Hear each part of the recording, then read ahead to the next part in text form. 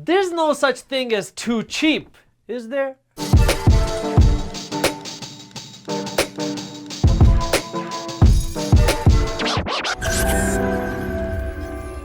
What's up everybody, I am Jaspreet Singh and welcome to the Minority Mindset. Being cheap is great. You never have to worry about the newest fashion trends. Oh, you were supreme? Well, I were supreme-ist. You don't gotta worry about your next vacation. Kids, we're going to Disney World. Yay! Sorry, did I say go to Disney World? I meant see Disney World on YouTube. And you never have to worry about paying for dinner. Oh, it looks like I forgot my wallet. Can you cover me today? Yeah, cheap is great. The problem is there's a fine line between being cheap and being, oh no, I think I forgot my wallet again. Can you cover me, Jaspreet? That. There's a fine line between being cheap and being that, which I just talked about. So make sure you watch this video until the end because I got some really important lessons that I think you're gonna love. But before we get into that, hit that thumbs up button below and subscribe to the Minority Mindset YouTube channel. That way you don't miss our new financial education videos every single week, and hit that little notification bell too, because if you don't, then YouTube doesn't let you know when our new videos are released. My parents are immigrants from a state in India called Punjab, located right over there. Like most immigrants, my parents came to this country with very little, so they had to work very long hours, they had to work weekends, and holidays were great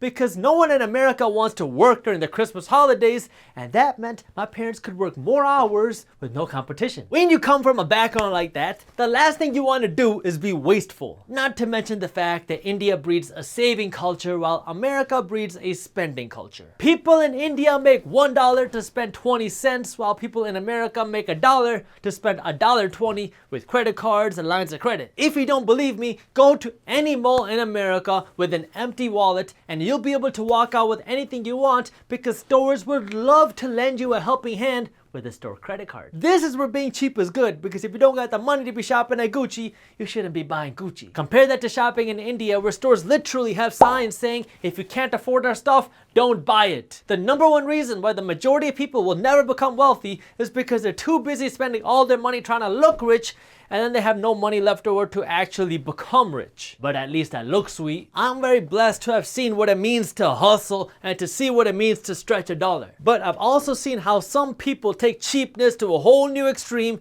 and that's where being cheap becomes very expensive. The problem with being too cheap is that when you're too cheap, your cheapness backfires, and I see it happen all the time in 3 different scenarios. First, you care more about price than you do value. If you can't afford the $85,000 luxury car with cash, you shouldn't finance it just because you think that your coworkers are gonna think you're cool. You should go out and buy a Toyota Camry with cash. But when you buy things solely on price, your cheapness gets very expensive. The overly cheap people are the people that want everything and they want it to be perfect, but they aren't willing to pay for value or quality. When I was 13, I started playing an Indian drum called the dhol at Indian weddings. When I was just getting started, I would charge clients something like $50 to play at their wedding because I was just getting started and I barely knew how to hit the drum. By the time I was 22, I had been playing for almost a decade and I was an expert, and now I was charging clients $300 to $350 to play for 45 minutes at a wedding. And most people were very happy to pay that price because they had seen me play at a wedding or they knew somebody who had seen me play somewhere. But you'd always have the small percentage of people who would say something like, $300? I know somebody who'll do it for $50. Then you should probably hire them. When you hire me, I don't play their dhol anymore, but you're not paying me for my 45 minutes of time.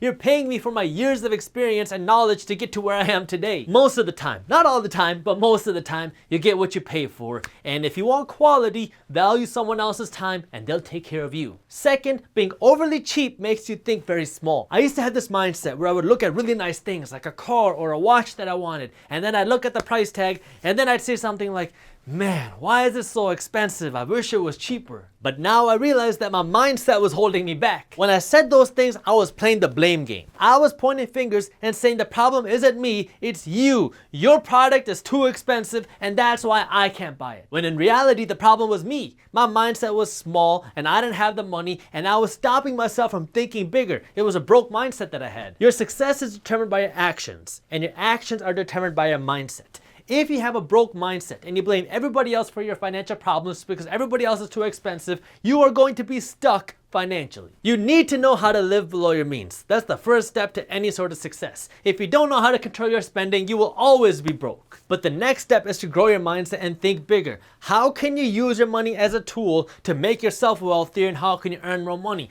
That's what financial education is about. First, you have to know how to live below your means and develop that growth mindset. I'm not going to get into that type of money management and investing in this video, but we have a free ebook on money management and investing that you can read for free when you sign up for our financial education emails, and you can do that by clicking the link up here or by clicking the link in the description below. And 3, when you're overly cheap, you become a money hoarder. Money is useless unless you use it. I mean, for most people, it's just a number in their bank account or a big fat zero. Money itself is just paper. People think that they go to work so they can make a salary, so they can make a whole bunch of money, but it's not the money that people are after, it's what money can buy you. You need to have savings and investments, I get that. But the point of earning money and having money is so you can buy a better lifestyle, not just so you can die with a big bank account. Time is our most valuable asset. It's the only thing we cannot create more of, but when you have money, you can essentially buy your time back. I know how to edit YouTube videos. I'm not the best at it, but I can do it just fine.